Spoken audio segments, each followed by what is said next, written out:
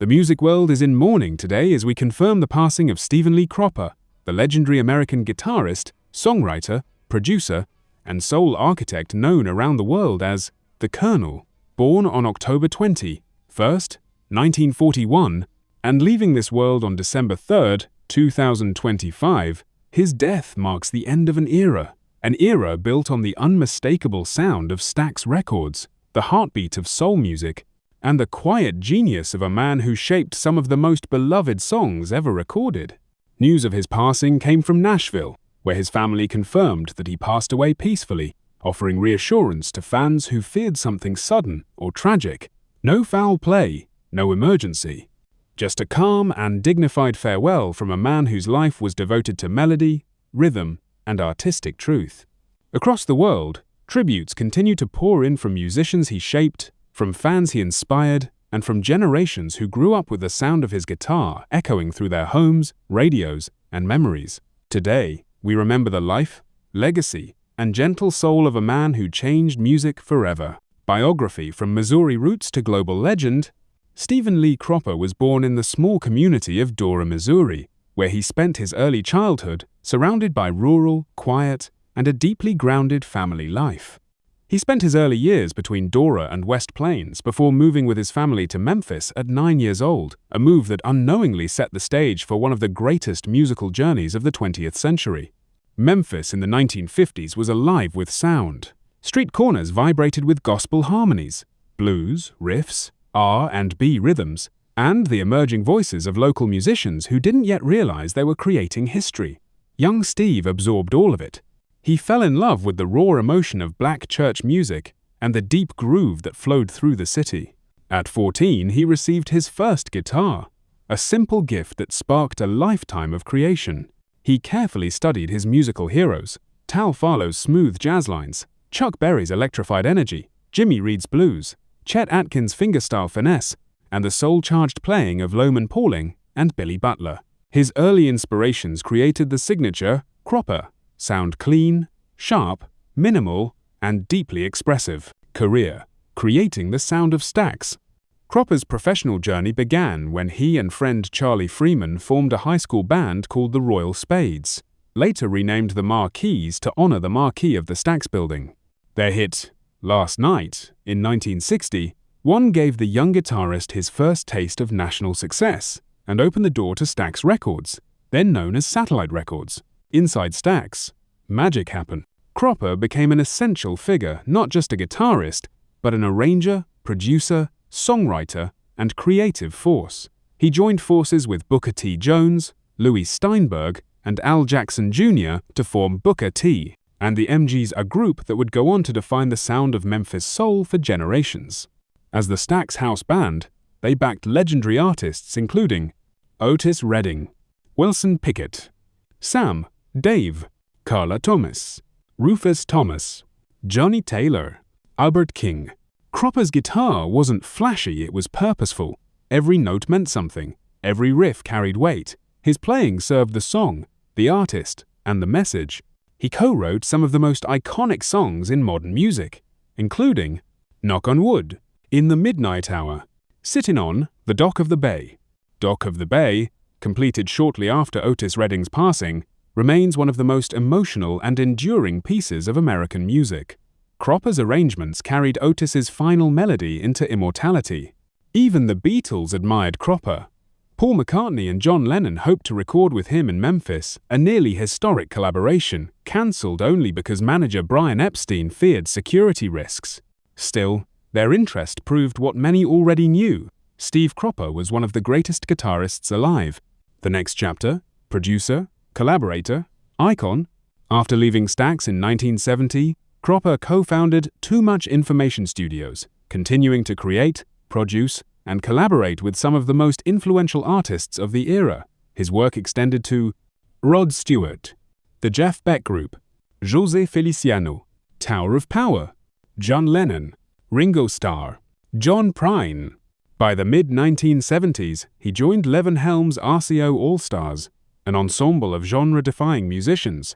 Shortly after, he achieved mainstream recognition as a member of the Blues Brothers Band, appearing in films, on stage, and on soundtracks that brought soul and R&B to a new generation. His on-screen presence, Telecaster in hand, became iconic. He continued recording, touring, and collaborating throughout the 1980s, 90s, and beyond. He reunited with Booker T. and the MGs for special performances, including Bob Dylan's 30th anniversary concert, and worked with artists such as Eric Clapton, Vince Gill, Robert Cray, and Billy Gibbons. In 2007, he helped shape Guy Sebastian's Memphis album. In 2008, he released Nudge It Up a Notch with Felix Cavaliere. In 2011, he released Dedicated, a heartfelt tribute to the Five Royales. Even into his 80s, Cropper continued to record. In 2024, he released Friendly Town, featuring Billy Gibbons and Brian May, a final reminder that his creativity never stopped. Awards and accomplishments. Steve Cropper's career was honored repeatedly. Two-time Grammy Award winner. Inducted into the Rock and Roll Hall of Fame. Inducted into the Songwriters Hall of Fame. Ranked 36th in Rolling Stone's 100 Greatest Guitarists. Named the greatest living guitar player by Mojo magazine. Honored with countless Lifetime Achievement Awards. His achievements reflect a lifetime of dedication, but his true impact goes far beyond trophies. Cause of death. According to a statement released by Steve Cropper's family and reported by Variety, the legendary musician passed away peacefully in Nashville on December 3, 2025. There was no foul play, no emergency, no crisis. Early reporting emphasizes that his passing was calm, dignified, and exactly as his loved ones described it. Family-confirmed causes are treated as authoritative, unless further information is released publicly by medical or legal officials. At this time, the only verified detail is that he left this world in peace, surrounded by clarity and respect. Steve Cropper's life was shaped not only by music, but by the people who stood beside him through every era of his journey. He was married 3 times. His first marriage was to Sharon Poole, whom he wed in the late 1960s during the height of the Stax Records era. Although the marriage eventually ended, it marked the beginning of Cropper's life as both a rising musician and a young husband learning to balance fame with family. He later married Betty Jean Crow, a partner who supported him throughout some of his most demanding touring years. Together they welcomed his daughter, Laura Cropper, who remained one of the central lights of his life. Steve often expressed how proud he was of Laura, and how grounding fatherhood had been for him across decades of global recognition. Cropper eventually found lasting companionship with his third wife, Angie Cropper, whom he married in 2008. Angie became his closest confidant, his emotional anchor, and the partner who walked beside him through his later career achievements, inductions, honors, and life at home. Friends frequently noted the gentleness and warmth the couple shared, a partnership defined by respect, humor, and unwavering support. At the time of his passing, Steve Cropper was surrounded by the love of his immediate family. Angie Cropper wife, Laura Cropper daughter, extended relatives, in-laws, and the close friends he treated as family throughout his life. In interviews, Cropper often spoke of his family as his true north. Even with global success, multiple awards, and legendary collaborations, he believed that family, not fame, was the real measure of a life well lived.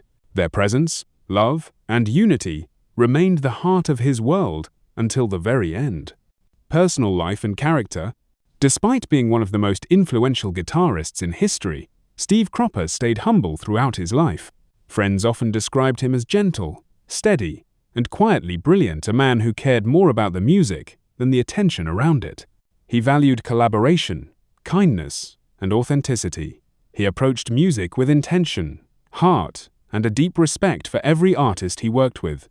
His family, friends, and colleagues now mourn not just a legend, but a loving presence whose wisdom and warmth shaped every space he entered. Legacy: the guitar that built soul music. Steve Cropper's legacy is immeasurable. He shaped the sound of Stax Records, defined the soul of the 1960s, influenced every guitarist who came after him, and helped create songs that have become part of global culture. His riffs continue to be studied. His writing continues to be admired. His arrangements continue to be performed. He proved that you don't need complexity to create greatness. Sometimes the simplest, cleanest, most heartfelt note is the one that lasts forever. Final tribute. As the world says goodbye to Steve Cropper, We feel the weight of what we've lost, but we also feel the beauty of what he left behind. His music still breathes. His riffs still echo. His songs still comfort. And his influence still inspires young musicians who pick up a guitar for the very first time. Rest peacefully, Colonel. Your sound shaped our world. Your music shaped our hearts. And your legacy will play on for generations.